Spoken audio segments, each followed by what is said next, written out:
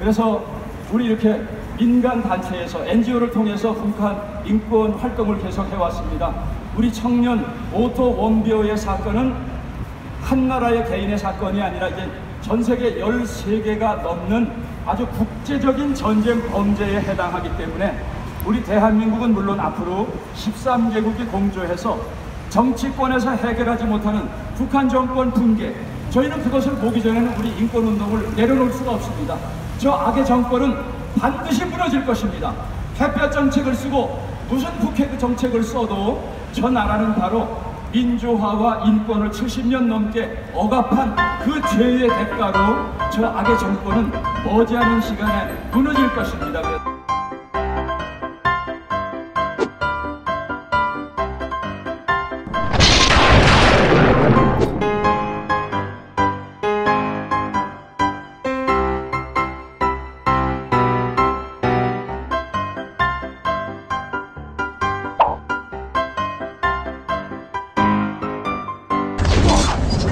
전쟁 낙폭 인사 가족 협의회.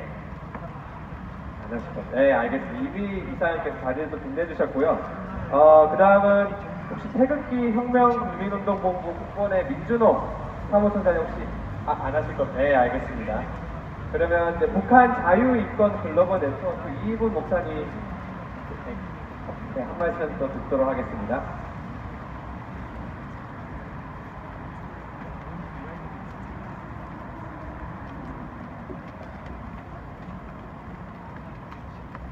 이번에 애국단체에서 일하시던 여러분들이 모여서 약 20개 이상의 단체가 모였습니다. 그래서 미국 회담을 통해서 북한 인권 문제가 좀 더 강력하게 제기됐으면 하는 바람으로 바로 이 자리에 모이신 여러 단체들이 북한에게 납치를 당한 나라들이 여러분 몇 나라 되는지 아십니까?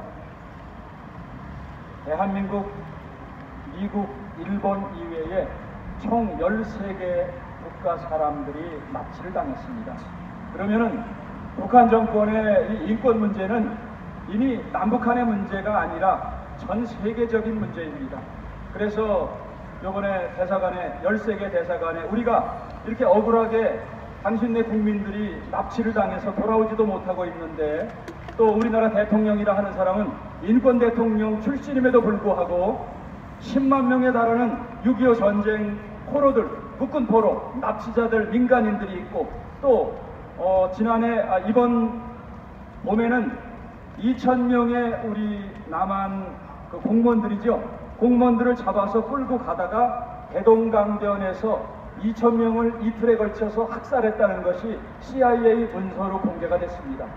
이 정도 됐으면 이거 철저하게 파헤쳐야 되는데 우리 현 정권에서는 우리 자국민의 송환에 대해서 노력도 하지 않습니다. 북한에서 없다고 그런다. 다 죽었다고 그런다. 그래서 우리 정치인들에게 더 이상 기대하지 않고 이렇게 우리 시민단체들이 모여서 이번 오토 원비어의 일주기를 추모하면서 이것이 그 개인 혼자의 문제가 아닙니다. 그 가족 사이의 비극이 아니라 오늘 그 납치당한 가족들 여기 와서 일평생 눈물 흘리면서 국가에서 제발 그들을 송환을 도와달라고 하는데 국가적인 차원에서 아무것도 하지 않습니다. 여기 이 자리에 계신 분들이 자기의 전 재산 다 써가면서 일평생 헌신해서 국가가 하지 못하던 일들을 여지까지 해냈습니다. 그래서 저는 앞으로 공산주의 국가가 무너진 것은 핵무기 때문에 무너지지 않았습니다. 러시아가 미국보다 핵무기가 더 많았는데 왜 소비에트 유니언이 무너졌습니까?